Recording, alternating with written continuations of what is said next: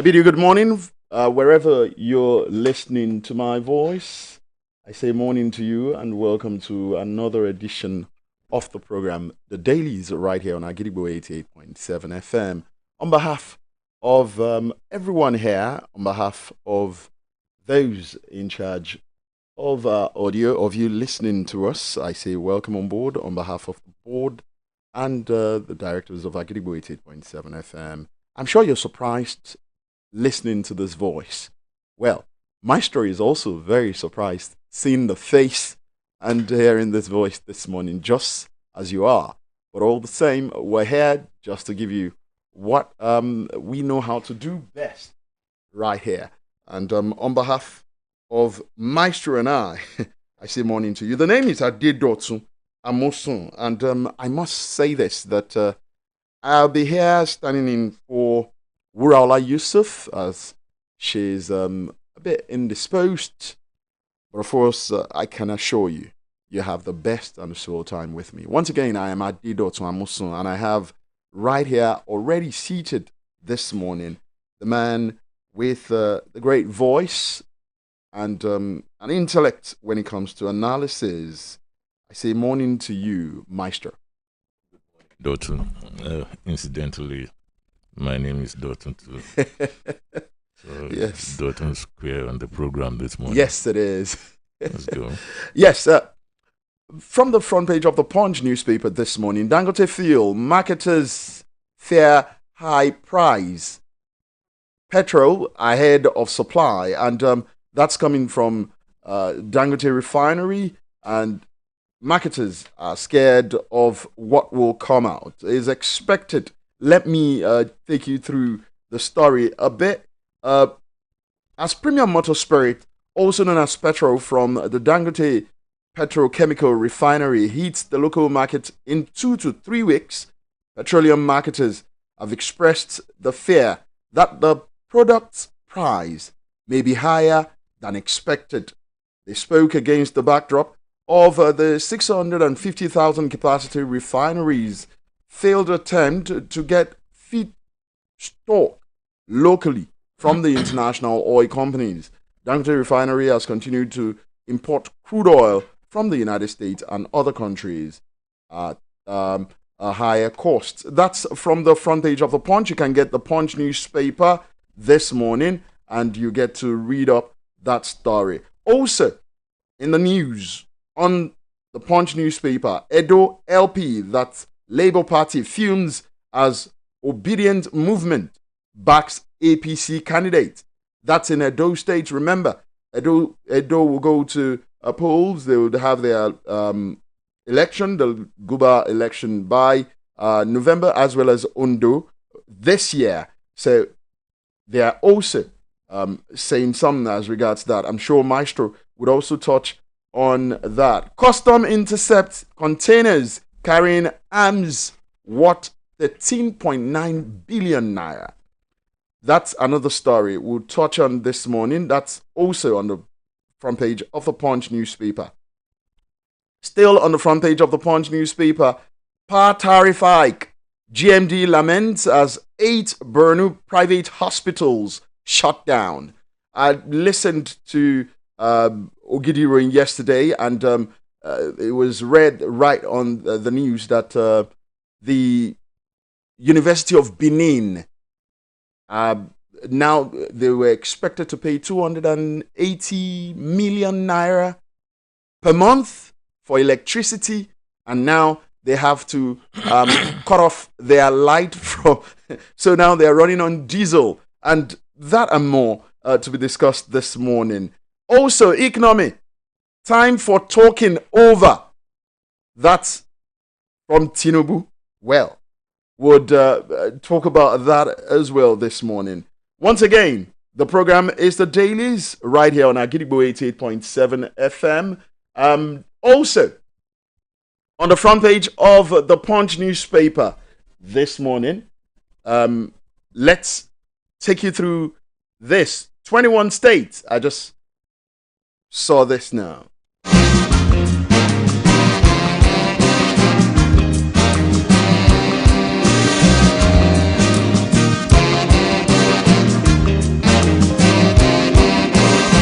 All right, you can also log on to our Facebook page and see the story as they unfold right there on Facebook. It is facebook.com/Agidigbo887 FM.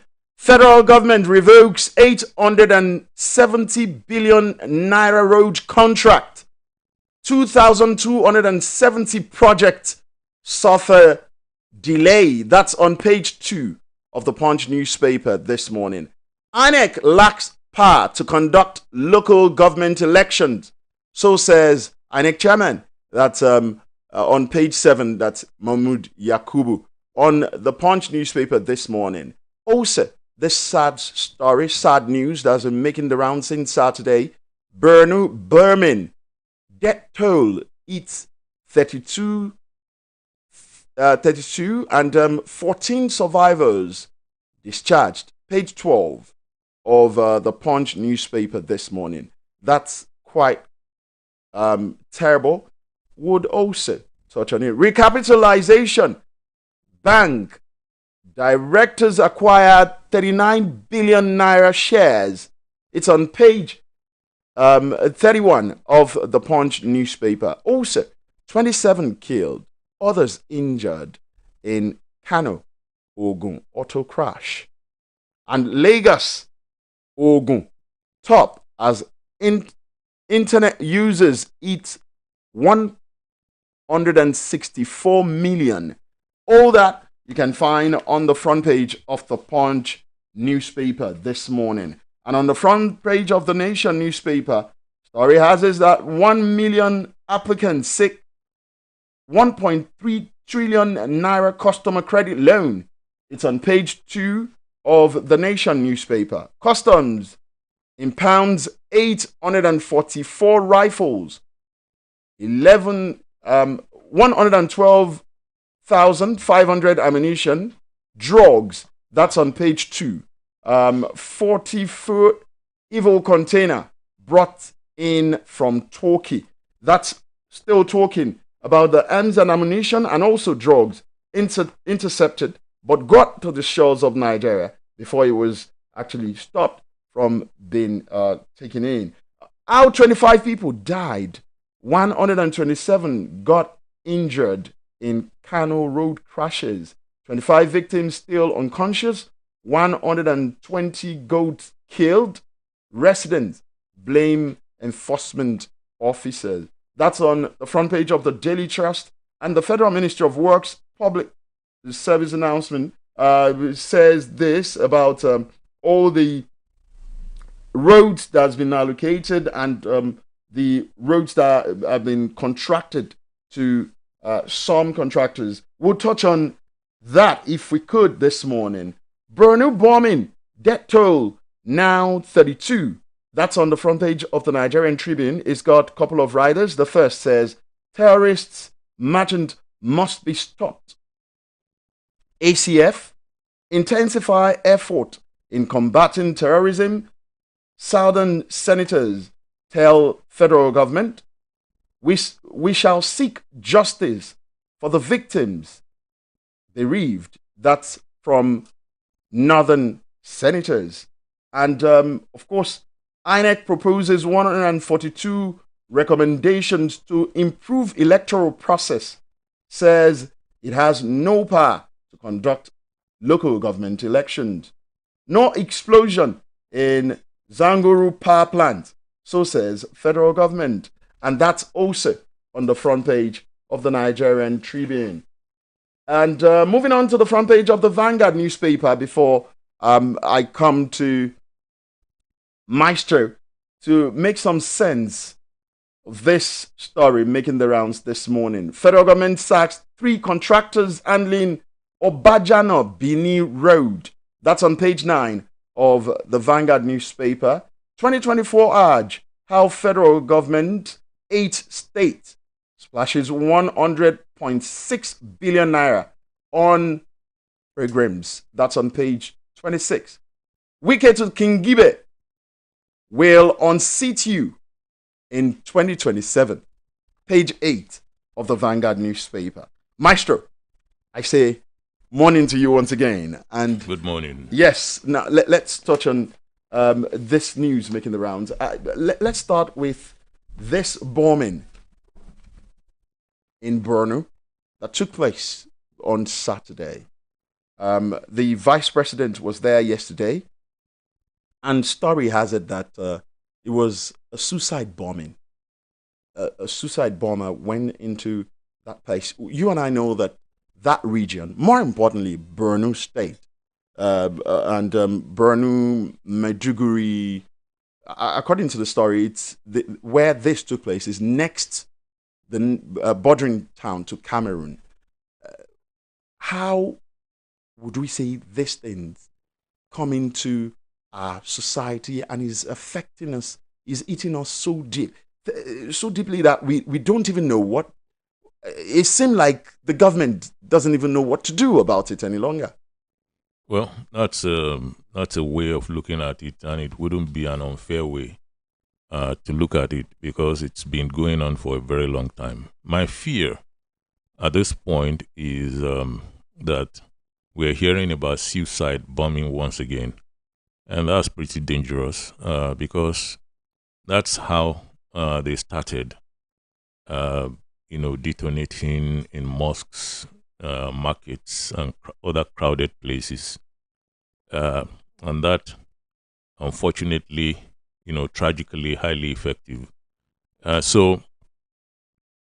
it's difficult, to preempt such because sometimes you see innocent-looking women strapping themselves. Some other times it will be kids strapping themselves, and so you hardly, see such coming.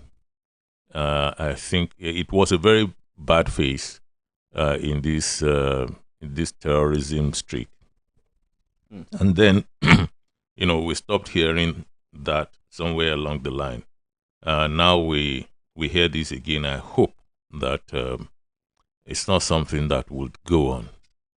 But you see, while we could look at it from that angle that the government probably does not know what to do about it again, you could also factor in some other items like the sheer expanse of the north is awesome.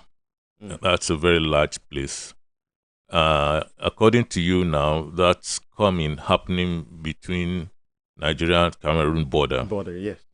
So you see how far-flung and scattered that is.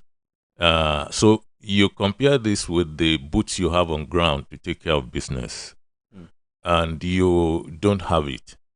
We don't have the boots on ground to take care of that kind of business because, you see, we have been shying away from talking about the number that we have. The military and the police combined cannot cover the expanse called Nigeria. And so we have to do something differently. And that something different is what we have been advocating for a very long time. Sometimes it will look like we're almost there, that it turns out to be some kind of El Dorado. Some kind of, you see it now, you don't. So we hope that it's not like that this time around. We hope that we will be able to nail state police this time around, because that is what is going to take care of this business. It's not, you see, I really applaud the Amotekun initiative, and some other outfits like that around the country that are trying to fill the gap, because that's the best they could do. And Amotekun that you are not, how many people could the state employ? How many people, you need establishments, you need a lot of things that relate to a police system so that you could do it properly. But we have been making do, and we cannot keep on making do at the expense of human lives. So at some point, I know this country, the people who are benefiting massively from the insecure situation, they are standing against state police. They don't want it.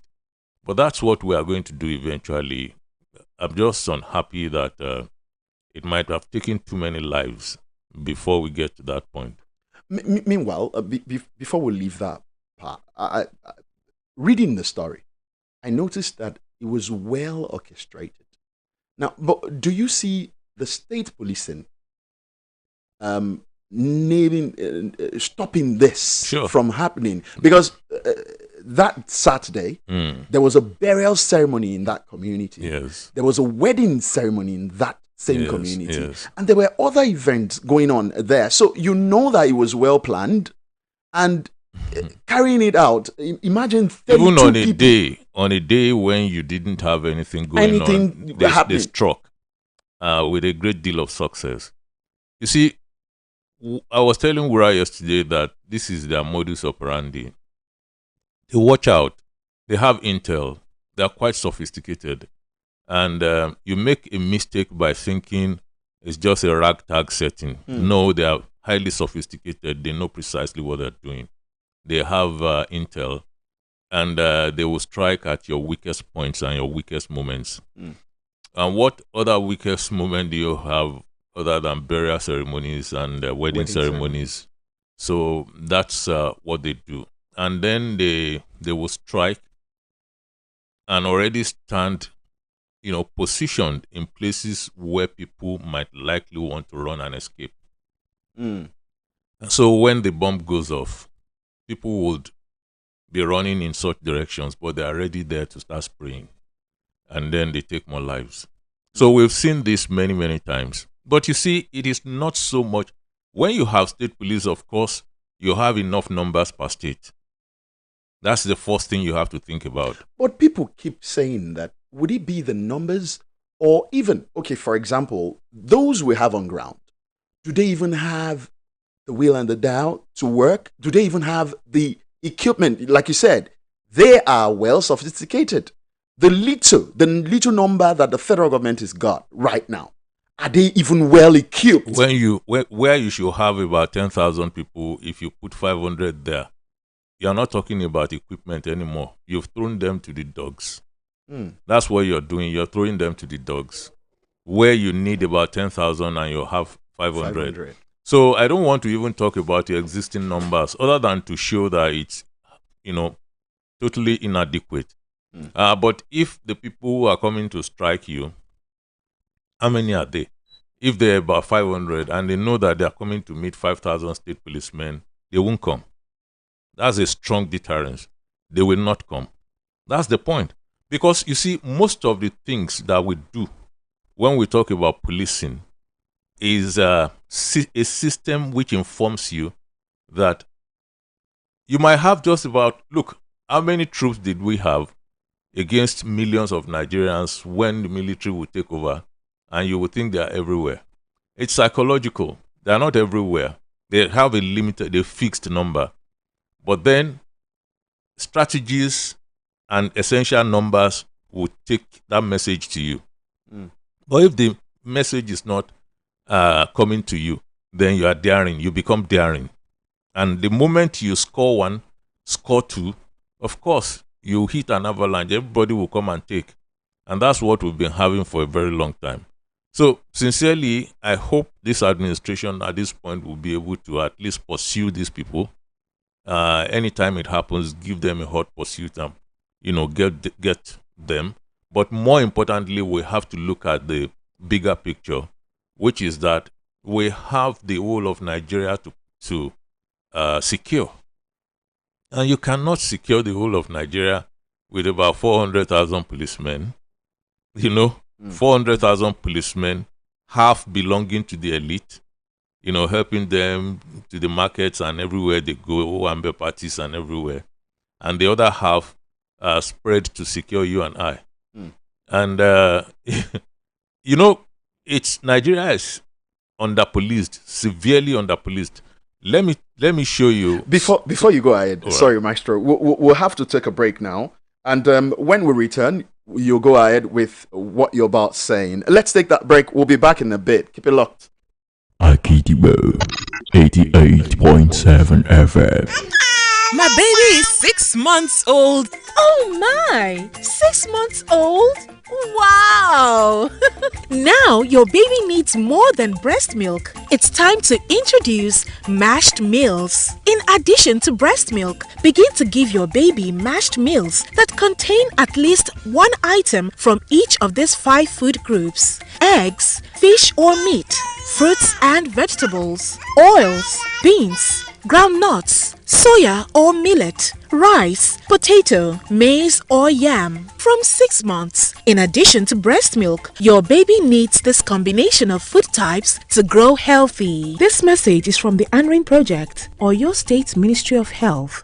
No matter waiting, I show you, you show me love. 1, 2, 3, 4. You show me, you show me, you show me love. Show some more love today with 4 more packs of your favorite Indomie noodles in Indomitable and Super Pack cartons. Also, each Indomitable pack is now 200 naira, while Super Pack is now 350 naira. So hurry now. Offer valid till stock last. Akidibo 88.7 FM.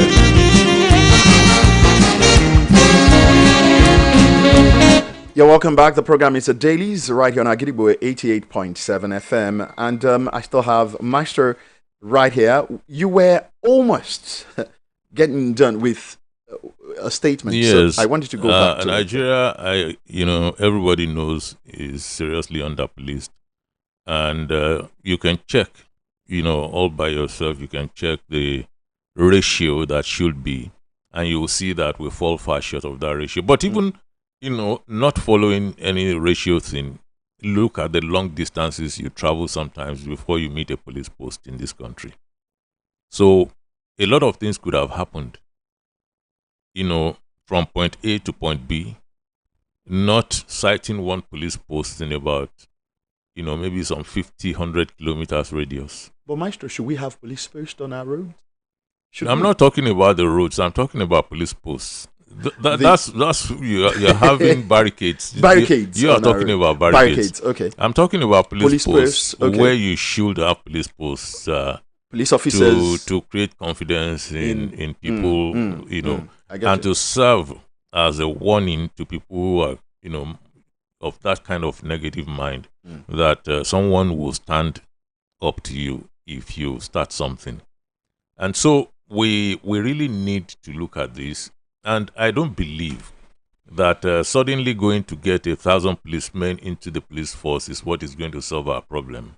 It's not going to, because it's going to be too few and far between. I don't also believe in community policing. I think it's a device to slow down on the advocacy for state police. So we've seen a lot of these devices over the years.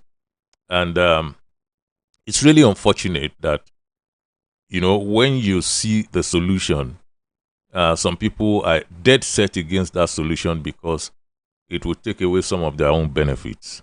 So this is what is going to solve the problem. But you see, it even becomes more mind-boggling when you see a governor like Governor Zulum, whose state is the theater, saying no to state police, but saying yes to vigilantes.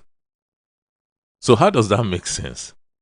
So you're prepared to give a lot of, guns, ammunition, and everything to vigilante, who could not really, stand up to these guys.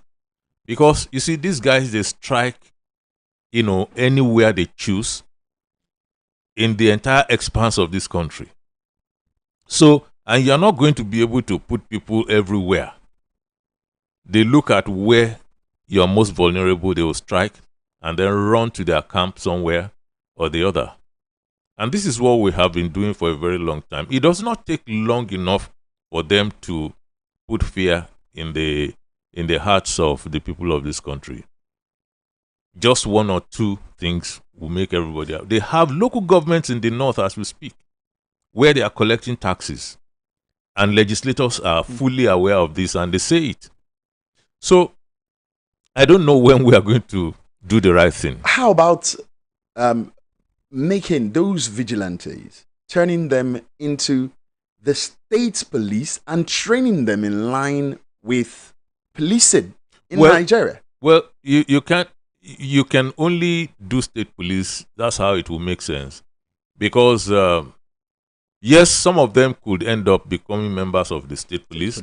You also have an army of young Nigerians who would be willing to serve in their states.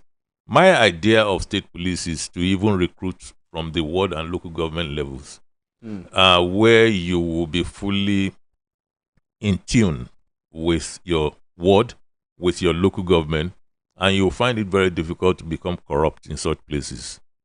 Because how do you stand in front of your family house and you begin to collect roja there? It's going to be very difficult. But if you come all the way from, somewhere, who knows, and you come to a place like this, nobody knows you, you can do anything you want because you know you will finish and go. So there are a lot of benefits there. It's going to affect the economy if we decide to do state police. It will have a powerful positive effect on the economy because a lot of youths will be employed. And then the farms will become secure. And so you can now see farmers returning to their farms. And this food scarcity not food scarcity, the cost of food items would drop. And a lot of things like that. It will have a lot of domino effects. And it's unfortunate that we look at the solution, but we decide we are not going to adopt it.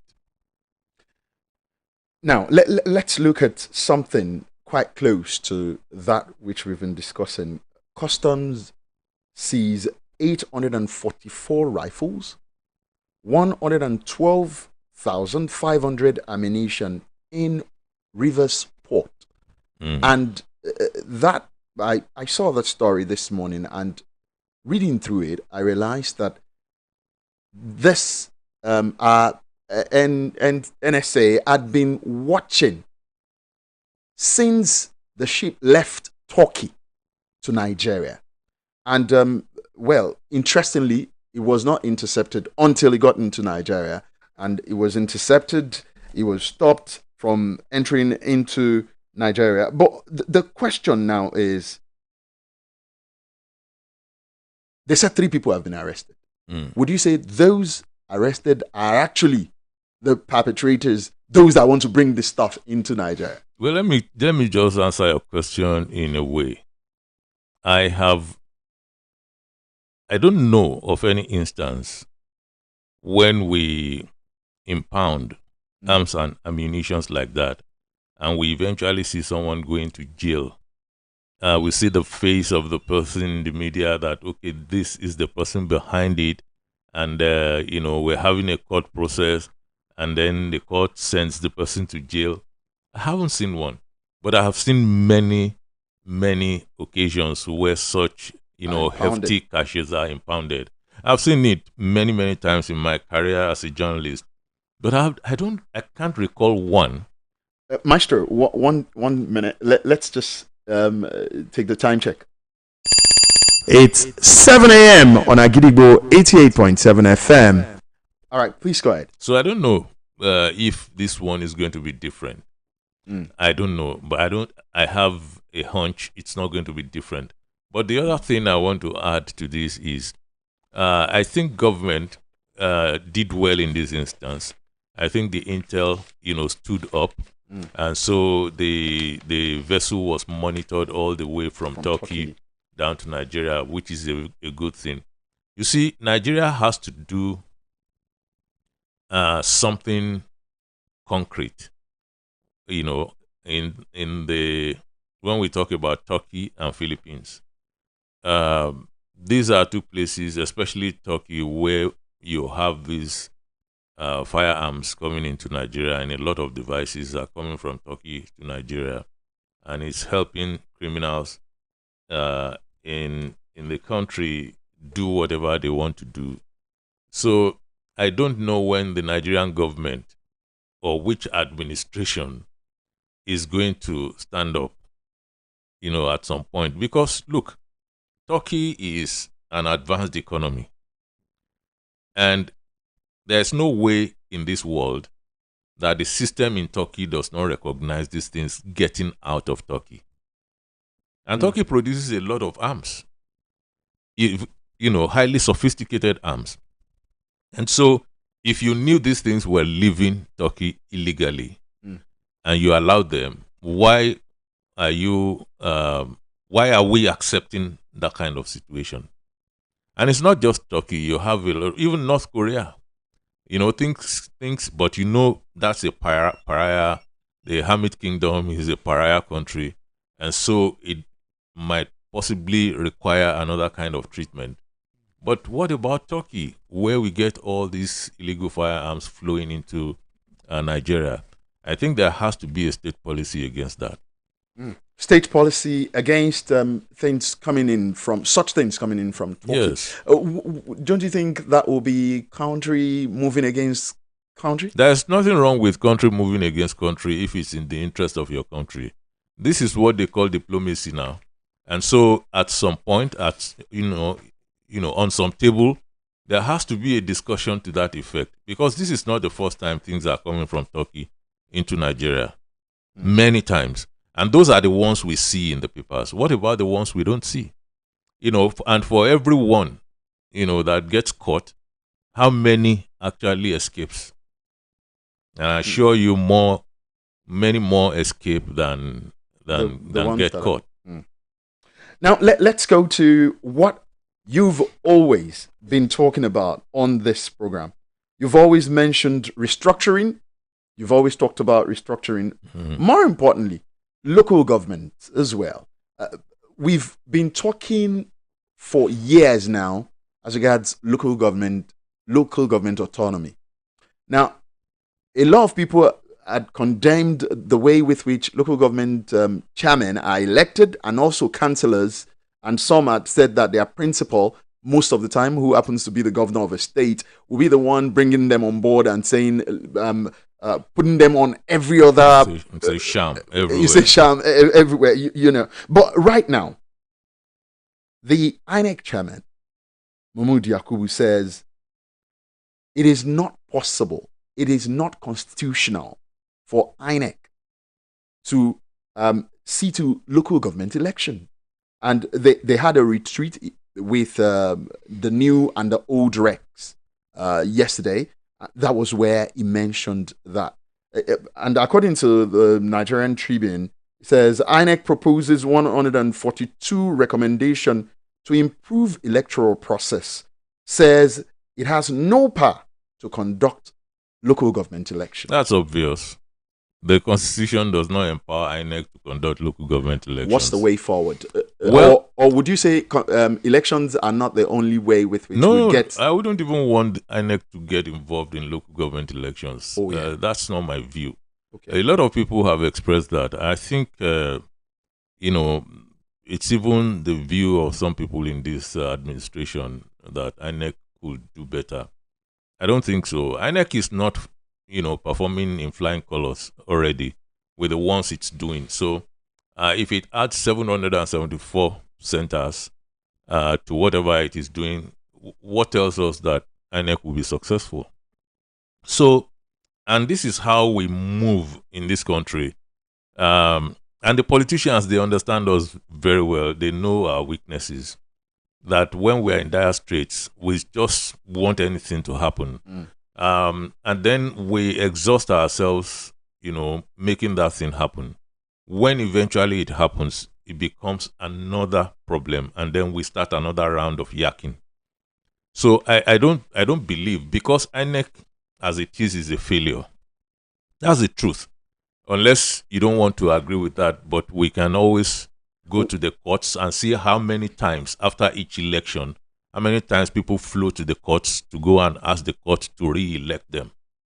Right? But would you say that would adjudge that statement that INEC is a failure? It's a failure. Look, it's not just INEC. When I talk about INEC, I'm talking about from the days of FEDECO all the way down to this point.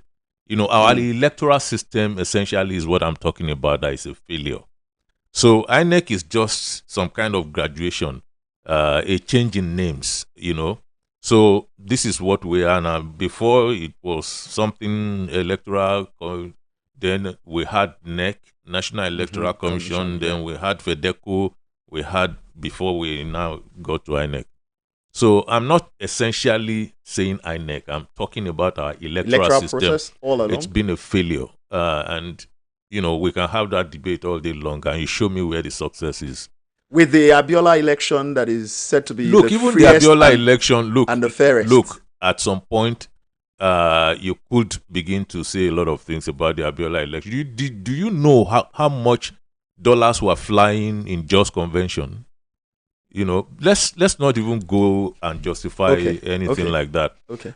Because at the heart of all these things, it's not like we were fighting against the military.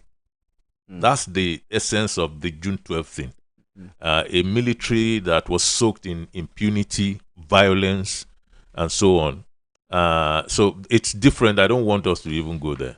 Okay. But the point is, we need something better as an electoral system, because it's what is also greatly affecting our leadership processing system.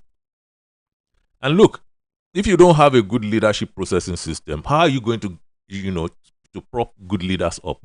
Because people will always say, oh, leadership is our problem. Leadership is our problem. No, before leadership, you have to talk about leadership processing. And if you are not processing leaders very well to emerge, then where are you going to just get them by saying abracadabra? Because the process is fraught with fraud. It's a corrupt system. And everybody knows this. But we could pretend at some points. So that is why I believe that, let's go back to our local government election. I think, what the local government elections need, really, is not to throw it to INEC, because local government election is also a failure, and it picks its cue from somewhere. But you just need to take the governor's hands away. That's the key at the local government levels, at the state level. If you put fried fish in front of a cat, what do you think will happen? Eat it up. So if you evolve a system where no political party, no administration would be responsible for those elections, you get a fair election.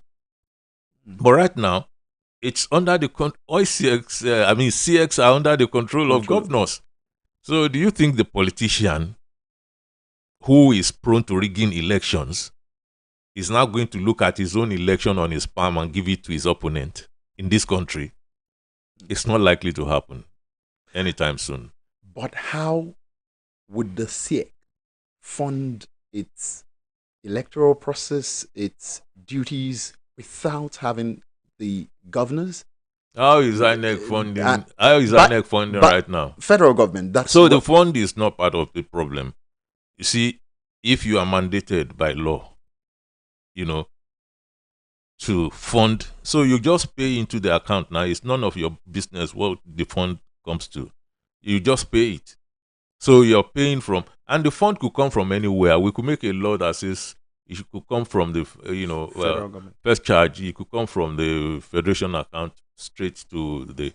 That's not the problem. The problem is we are pretending we don't know one another in this country.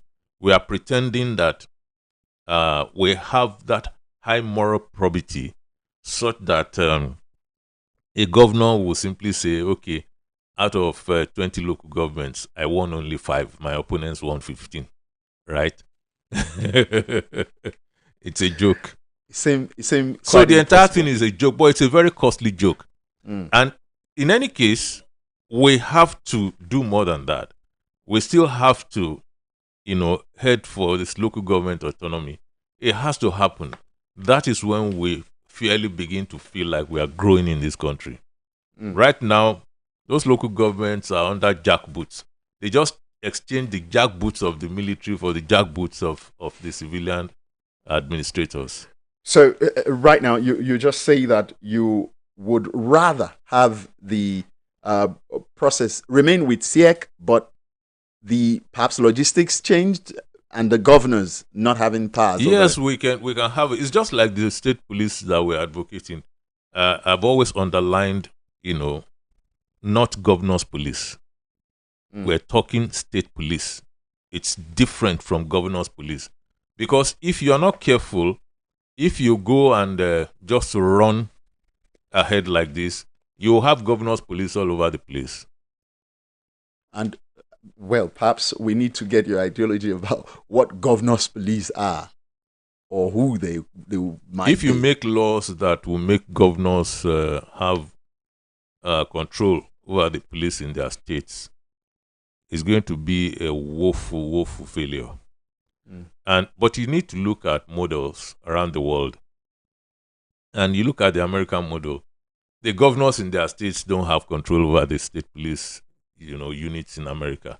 They don't have it. And the police in those states could arrest the governor anytime and charge him to court. So that tells you. But you see, there is something, they evolved like that. We have to make it happen because our own evolution, the evolution that we experience in our society, does not turn out like that. You understand? It turns out differently. So now we have to do, it's like a donkey, or what do engineers call it? We have to deliberately, do it ourselves, make it happen, because we are not evolving like that. We're evolving like the British colonialists made us evolve. And even when they left, in quotes, because they haven't left, when they left, in quotes, we are still evolving like that. We are not even evolving like their own societies. And we cannot evolve like that because they have centralized. In our own evolution, everything has been centralized. We're running a unitary system instead of a federal system. And we are lying. It's a grand national lie that we have a federal system. It's a unitary system that we're running. Maestro, let's move on to federal government sacking 3 contractors handling Obajana Bini Road. And the story has it that other works ministry to take oversight threatens others. Abuja, the federal government has terminated the ongoing contract for the construction of Section 1, 2, and 3 of Obajana Bini Road, earlier awarded to the contractor's name mentioned and what have you. The Federal Ministry of Works, in a statement signed in Abuja yesterday by the Special Assistant Media to the Minister of Works, Oje Uchenna Oje, explained that the decision to terminate the contract was taken after it was discovered that the contractors were delaying the execution of the project for no justifiable reason. Yeah. This, to you, would you say it's right? Okay, let me give you an example. A contract was awarded many years ago. That contract was okay. Let's take this break. Yes, Okay. we'll be back. 88.7 FM. We can protect your car, your savings. Let's not make it boring. Let's make insurance a lifestyle. If you've ever wished your insurance offered you more, then you're in good hands with Hares Insurance Group. In addition to our extensive insurance coverage, you can also enjoy free benefits such as networking opportunities, up to 10% discount on hotels, gyms, spas, and your favorite stores, tickets to exclusive events, and free resources to plan your future. So, next time someone asks you, what does your insurance company give you, sir? Your answer should be with Hares Insurance Group. Definitely much more than insurance. To enjoy all these, sign up on www.hairsinsurancegroup.com. That is HEIRS. Hares Insurance Group. Simple life is here.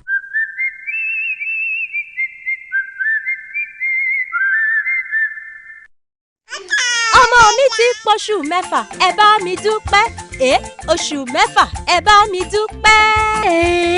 ó ti yá pọ́ṣù mẹ́fà nìyẹn. Ọmọ ò máa ń pẹ́ dàgbà o.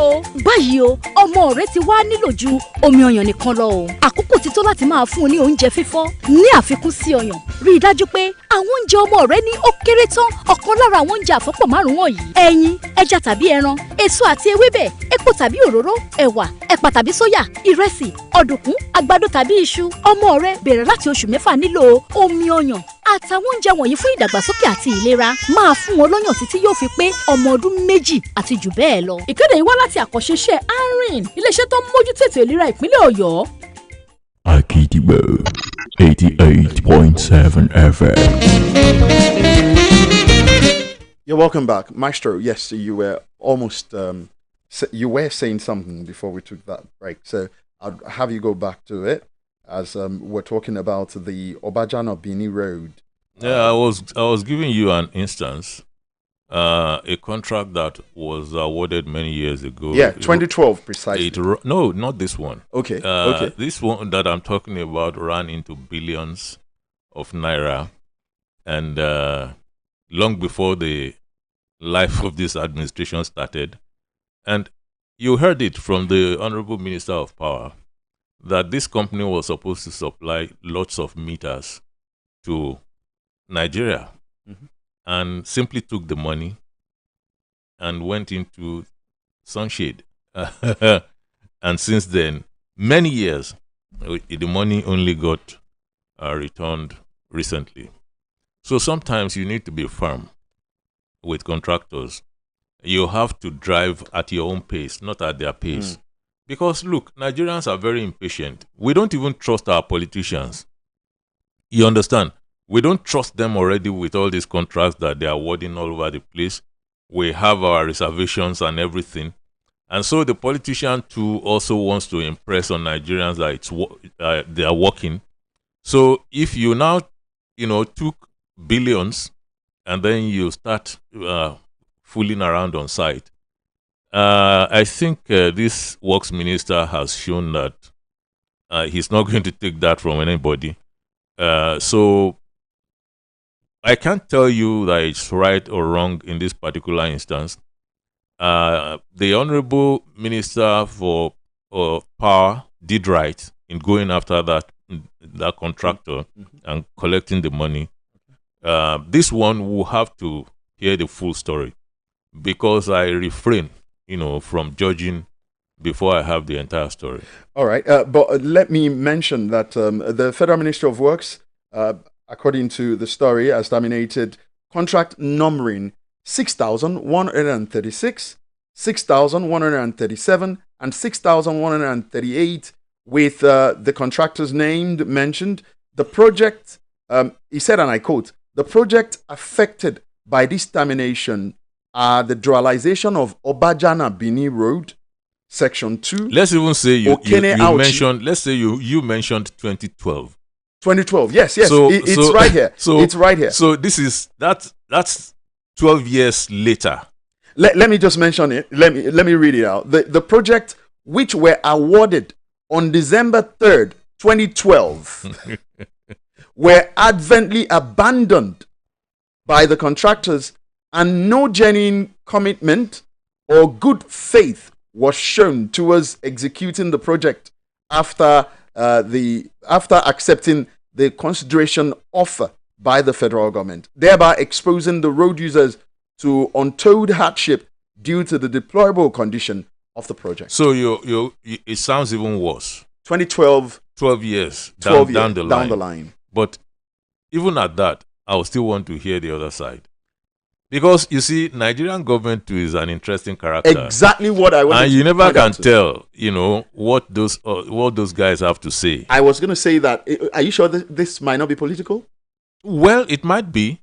Then again, it might not be political. It might be that it's one of those contracts where people have the confidence to take money and walk away, that nothing's going to happen. Well, you have a lot of that in this country. And then it might also be that at some point, the contractors have been asking for a review. This happens a lot. And if they're asking for a review and they're not getting it, it might also be one of the reasons for this thing happening like that. So we need to simply hear from the other side before we can say, they were right or wrong. Now let's. Wike is in the news again. Wike, Kingibe in war of words. They've been at it for a while. They've been on this for quite some time. It is not working for FCT people, says Senator. You want to return to Senate? Wike replied.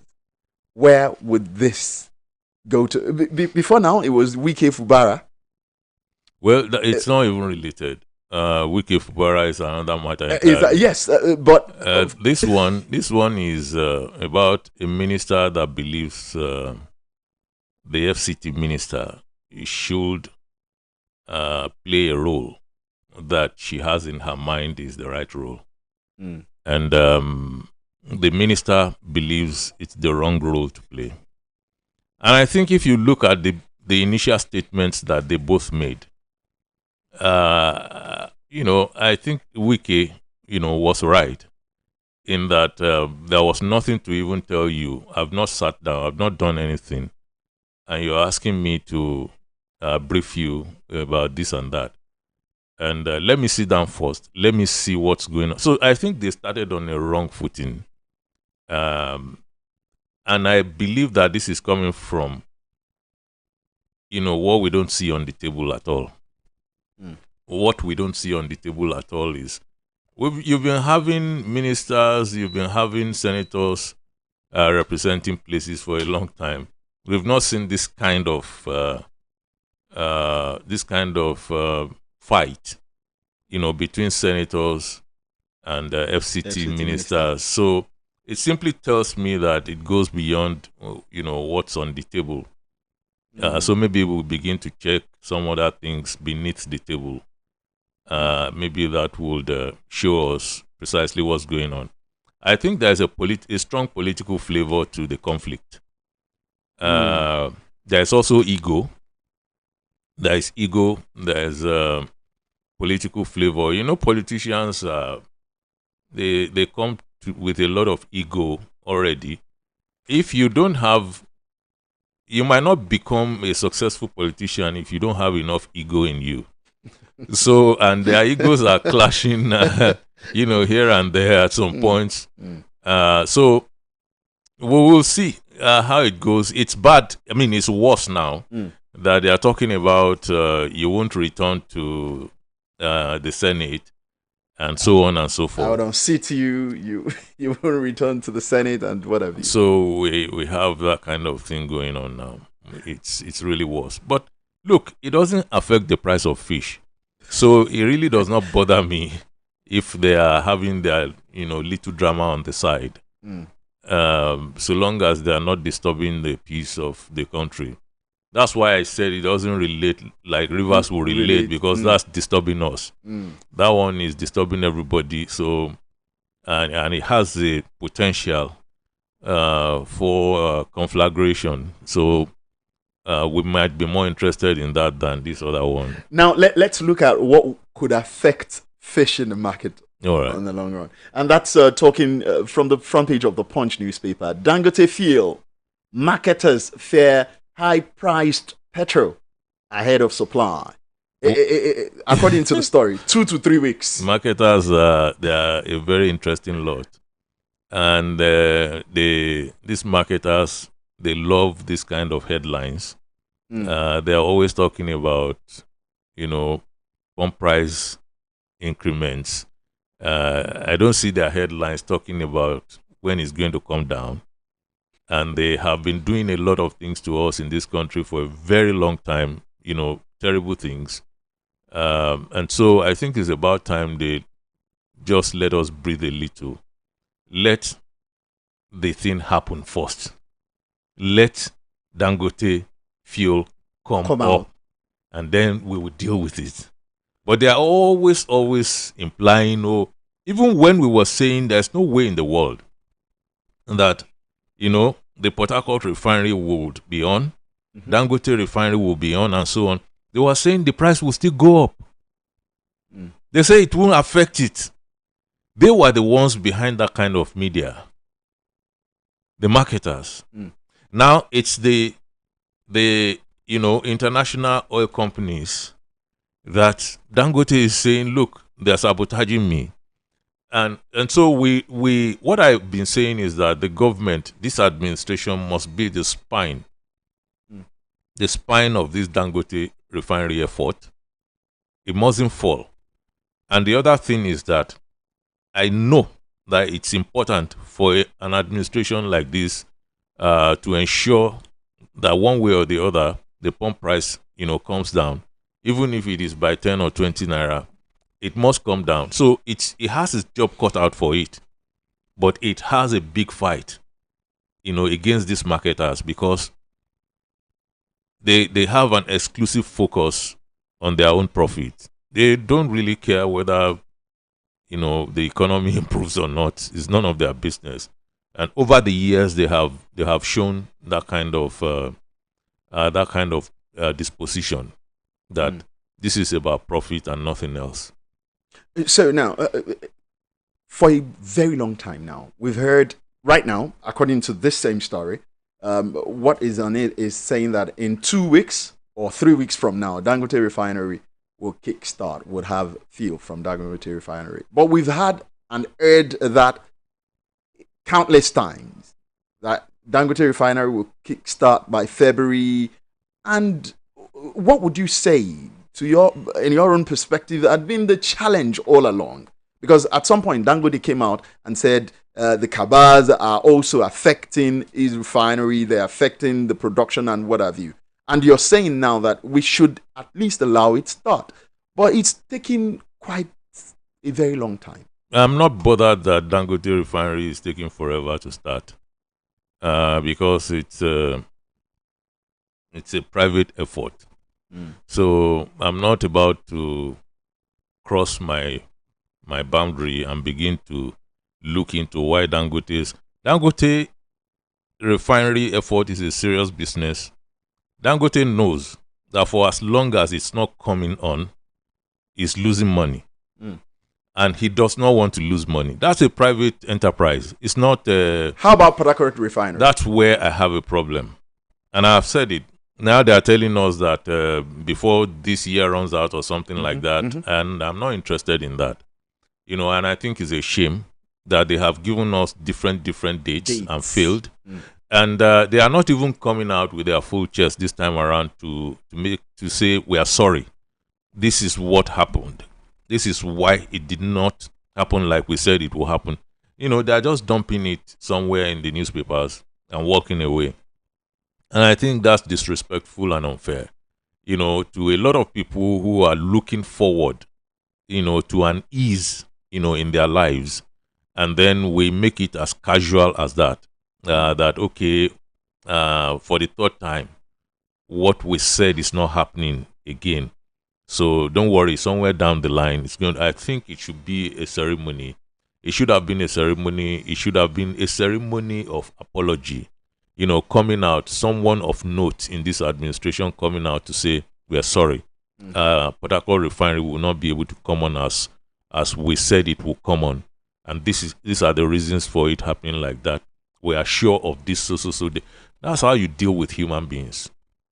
It's up at 7, so we'll take calls now as we'll open the phone lines. 0704 1001 887. That's the number to dial. 0704 1001 887. For those in the diaspora, it is +234 704 700 8871. +234 704 700 8871. But please listen to this before you make that call. Thank you for your attention. It's been lovely to have you keeping it locked on ADEDOTUN 88.7 FM. Now is the time to join in the conversation, to have the world hear your voice, because we are the people's voice. Meanwhile, while you contribute to this program, kindly note that in accordance with broadcasting ethics, you are requested to keep your contributions modest, truthful, concise, and not offensive, inflammatory, or with tendencies to cause discomfort to anyone. Thank you. Now, let the conversation begin.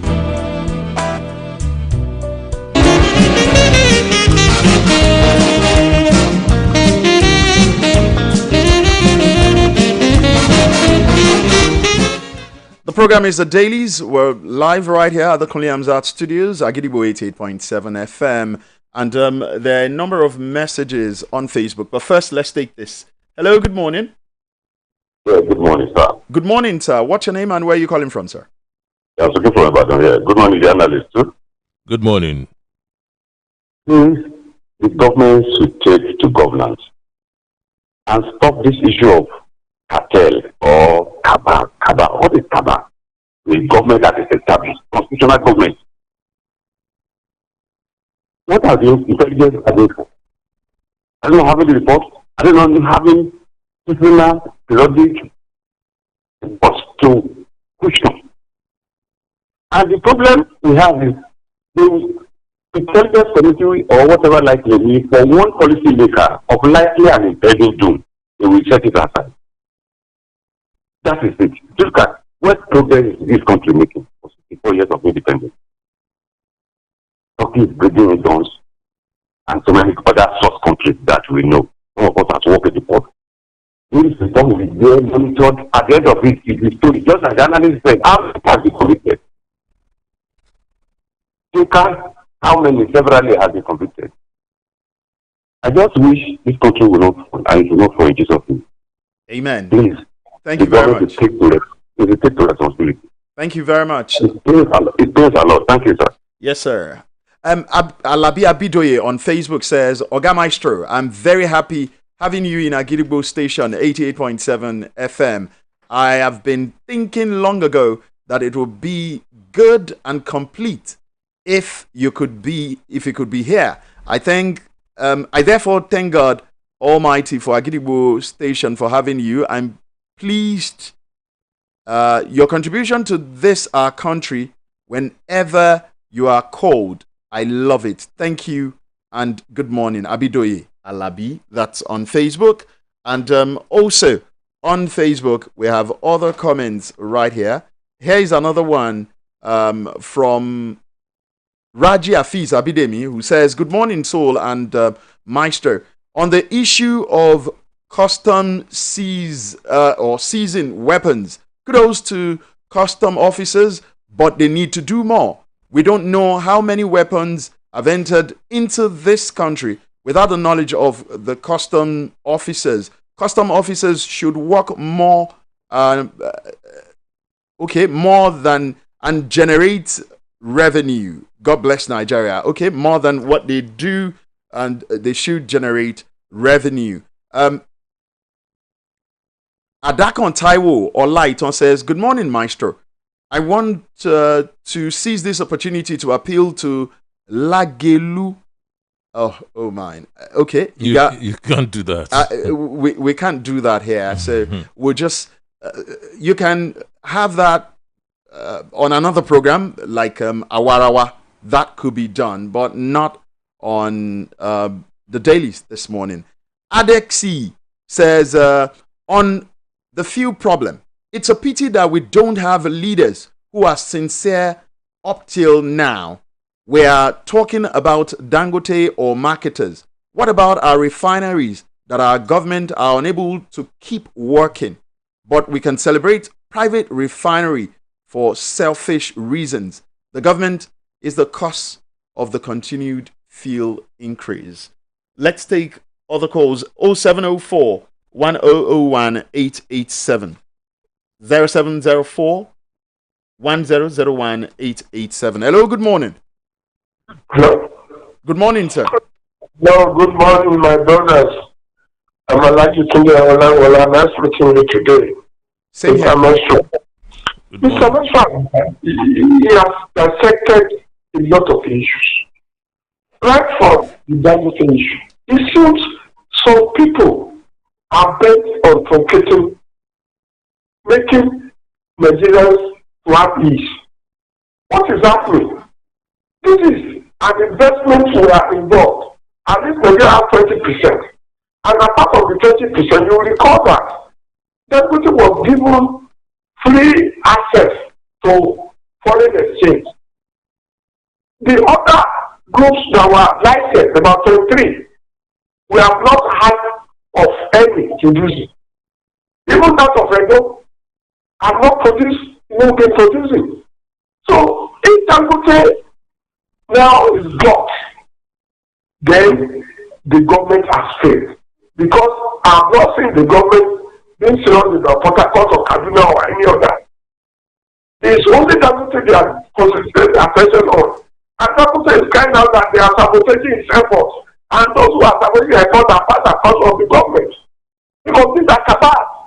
So the president should come up and, use his power on these people. If he cannot do it, then we are done for. Because I don't know how there will be ease. The petrol price will reduce. Because the marketers will continue to give excuses to maintain or increase the price of petrol. God bless your day. Amen. And you and yours as well. Thank you so much. 0704 1001 887. 0704 1001 887. Hello, good morning. Hello, good morning. Good morning, sir. What's your name? Where are you calling from, sir? DAILIES Moses from Alaska area.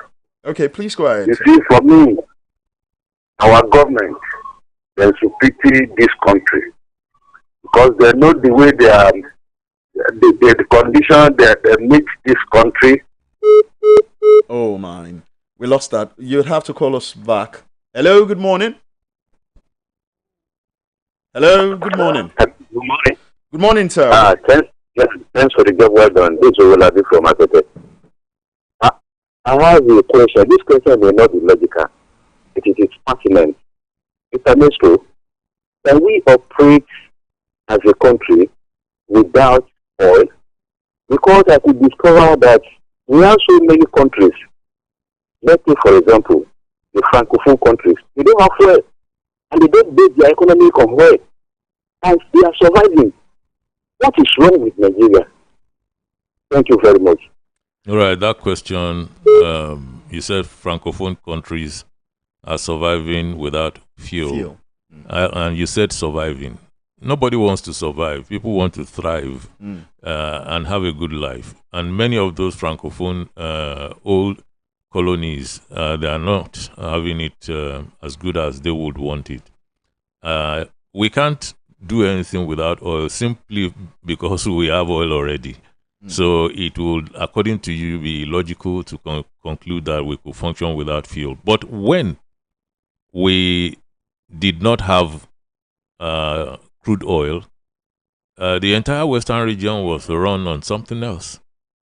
And we had it much better than this. Unfortunately, the entire foundation had been crushed under the weight of a pseudo-federation where everything became centralized. And then we don't even know how to run this central system. Only corrupt people know how to get by. And so, but when you look at the Brits who came here, they have Wales, they have Scotland, they have England and Northern Ireland. So, and these are like countries, individual countries inside that union. And that's what we had before we got to this sorry point. We had the northern region, western region, eastern region. Those were the three we had. Then later on, they carved out, when they started making this mess, they carved out Midwest region. And the next spot was 12 states. And everything started going down the hill. So would you say, according to him, would you say the cost is not oil, is not fuel, but managing it or managing the resources that comes out of it? It's, yes, managing is a big problem, but then it's an entire story. It's an entire story that will take a very long time. Because that crude oil should have served us a lot. But we didn't even have a fair share of the crude oil. It kept on going out there because, you see, the colonial-minded person does not just give up. And the unfortunate impression that many of our people have, including highly educated people, is that, the Oyinbo man, he finished with us and he left after independence. He left. But he didn't leave. He simply upgraded. Right from slavery, he upgraded to slave trade. From slave trade, he upgraded to colonization. From colonization, he upgraded to neo or economic colonization. And because we don't see that on our streets, we don't see Oyinbo people all over the place like DOs and everything, we somehow sank into that psychological black hole that, he's gone. And so we are the ones messing up things by ourselves. Yes, we are largely messing up by his proxies, who are the powerful ones. Why would I want to give up my crude oil that we had, all of us had? Why would I want to give it up so that only a few of us will now have it? What kind of economic sense does that make? And so they said they were privatizing, that it's the name of the game. All this regular IMF advice to keep us indebted to them. But like I said, it's an entire program on its own. So you probably don't have the time to hear the entire story. Maybe we'll listen to that on Igbesi Aye someday. Someday. Okay, now let's look at some other stuff on Facebook. Idris Adisa says, "Good morning, Soul and Maestro. The country belongs to us all. It's just unfortunate that the issue of insecurity, banditry, Boko Haram, suicide bombing, and so on are affecting most the common against the state police. God bless Maestro for his unbiased analysis, especially on politician and political issues, because many of us always selfishly discuss those issues. So we need local government autonomy, restructuring, new constitution, and state police. Then we can take from there, at least if we are not there yet. We'll be getting close to our development." That's coming from Idris Adisa. Now, Kazim Olawale says, "Wike's utterances are always destructive." Well, that's different from what your perception about this earlier. Yeah. It is after winning elections at all costs, or to allow River State people to have peace of mind. Okay, it should allow River State people to have peace of mind, not minding who is leading. Okay, I've got to go back to that. Sorry. Okay, not minding who is leading River State, instead of his wish to force himself on the people. This must stop. That's not what we even discussed this morning. That wasn't what we discussed. Absolutely. A different thing. So sometimes I urge people to focus. Because if you don't focus and be contextual, you might not be able to participate intelligently in the discussion. It's a problem. Femi Ranke, we'll come back to your comment on Facebook. We need to pay some bills now. We'll go pay some bills. When we return, we'll come back to that and more on the program. The Dailies, right here. Akidibo 88.7 FM. I am pregnant. It is important for me to take care of myself and stay healthy. To be strong and have a healthy pregnancy, take iron and folic acid tablets every day when you're pregnant. This prevents anemia and helps maintain a healthy pregnancy. Visit your healthcare provider for regular antenatal care. This message is from the Anrin Project or your state's Ministry of Health. Ó yá gbà ọmọ mi ọ̀wọ́n. Mami, ẹ fi mílìkì sí ni. Kò di dandan, ìwọ tó wò ná. Báwo lẹ ṣe ṣe? Ǹjẹ́ mílìkì inú ẹ̀ péye? Ní gidi gan. Ṣé ọ̀rá wàrà inú ẹ̀ ṣàn tó? Bẹ́ẹ̀ni. Milo 3-in-1 milky and creamy nìyẹn o. Mílìkì inú ẹ̀ péye. Mi ò nílò láti ṣàfikún mílìkì sí i. Mo nífẹ̀ẹ́ rẹ̀ màámi. Fún àwọn ọmọ rẹ ní Milo 3-in-1 milky àti creamy tuntun, mílìkì inú ẹ̀ péye, ó kún fún káṣíọ̀mù láti ran àwọn ọmọ rẹ lọ́wọ́ láti yege lójoojúmọ́. Milo, agbára láti tẹ̀síwájú. Milo. Ó fẹ́ sílé, àlọ́ fẹ́ sílé, ọba ló la fẹ́ sílé lẹ́yìn ájì tuntun. Latest Alhaji and latest landlord. Ìdírí àlómà ti mẹ́kàdé, ọba ló la fẹ́ sílé tuntun. Bàdàní wáyé bá wá dé gbìyànjú èèyàn ládé, ọpẹ́ ló tọ́. Èyí ló mú Alhaji Ìdírí àlómà pé gbogbo olólùfẹ́ rẹ̀ síbi ìwẹ̀jẹ̀wẹ̀mú ìrìn àjò padà sílé láti ilẹ̀ mímọ́ Mẹ́kà tá a pè ní Tabakade. Pẹ̀lú ìsílé tuntun housewarming. Ọba lọ́la, abá dúpẹ́ o. Èyí tí yóò wáyé ní ọjọ́ Jímọ̀ ọjọ́ 12 oṣù keje ọdún yìí ní dédé aago 2 ọ̀sán lè tó bẹ̀rẹ̀ lẹ́yìn tá a wọ Jímọ̀ dúpẹ́ ìbọ̀láyọ̀ ní Sablak Hall Lagos Ìbàdàn Expressway níbi tá a ti máa gbàlejò àwọn èèyàn pàtàkì ń kalẹ̀ ọba orin Dr. King Saheed Òṣùpá àti Dr. Alhaj Abdulrahman Oríyọmí Hamzat aláṣẹ ìkànnì Àgídìgbò àtàwọn èèyàn pàtàkì míì ìgbìmọ̀ àwọn olólùfẹ́ ọba lọ́la Ìdírí Àlómà àti ambassador Bọ́lájí promotion ni wọ́n ṣagbátẹrù ẹ̀ Tabakade Ìdírí Àlómà ní tuntun wàá rẹ́mi lò. Akidibo 88.7 FM. You're welcome back. Time is fast spent, so let's go through Femi Ranki's message on Facebook. Good morning. It baffles me that it takes too much time to implement policies that will ease the masses in this country.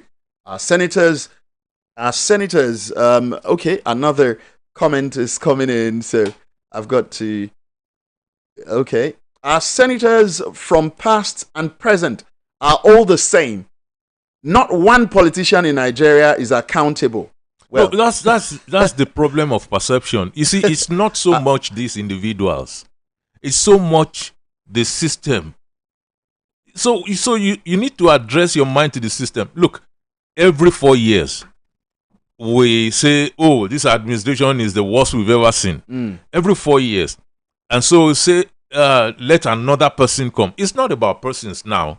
It's about a system. And that's what people have been failing to realize. Yes, you can point at a politician as, oh, this person is awful in office. It's okay. But you see, you need to also see beyond that and realize that this is a function, of dysfunctional system. It's not just about, okay, let me go and get a better person.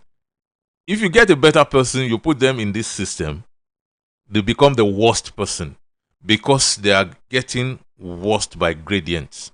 So by time, it's just flowing across you, you're looking at it.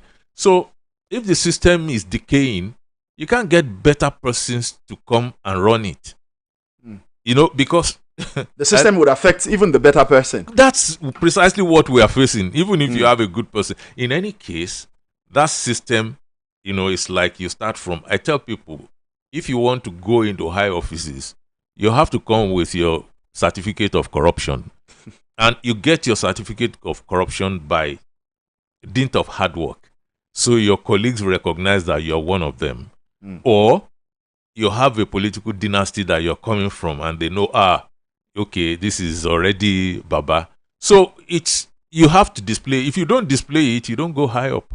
And so if you knew that and you're still expecting performance and life to turn around, I don't get it. Now, who changes the system? All of us have to use the energy that we use in abusing people, the energy we use in crying, pointing, the energy we use in doing all these things, the energy we even waste on not even understanding the issues. Bring that energy, pull the energy, and come behind restructuring. You can't build something on nothing. So when you push hard for restructuring, whether in components or in whole, that is when you begin to make a change. The politician expects you to be fighting one another on his behalf every 4 years. Oh, this is the person that should have been. Oh, that's the person. It's a lie. Put the person, whoever it is. Do you know how many years people kept on saying Buhari was the Messiah? Do you know how many years? Only for him to get there and unravel. You know, I mean, it was a royal meltdown before then. Okay. But you see, it's not just that. Every year, the Naira falls further. Right through different administrations, the Naira falls further before the dollar. It is constant. Go and check all your administrations from military years to this point.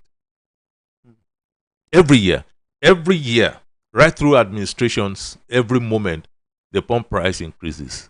But it's dropped some time ago during Yar'Adua's regime. But it was momentary. You cannot now put. I mean, that's an instance against the general norm. Yeah. So agree. you don't really want to. The truth, your truth is that that's the pattern.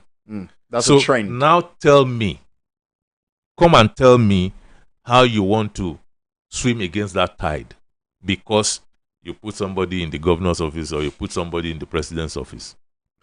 That is why our own advocacy has been strong in favor of restructuring, because we know the issues and we understand what the solution is. Before we go, our time is fast spent. Mbaeme Nana says, it seems bombing explosion is becoming a daily occurrence these days as nobody seems bothered. That's misinformation. It's not a daily occurrence. It's been a while. But he said here, I remember that Jonathan's administration was spent. Okay, sorry. I must read this. I remember that Jonathan's administration was sent packing on account of explosion, kidnapping, and the rest. But it looks as if these vices have become a daily occurrence and everyone seems not to care about it. That's from... I like to put things in perspective. You see, the truth matters.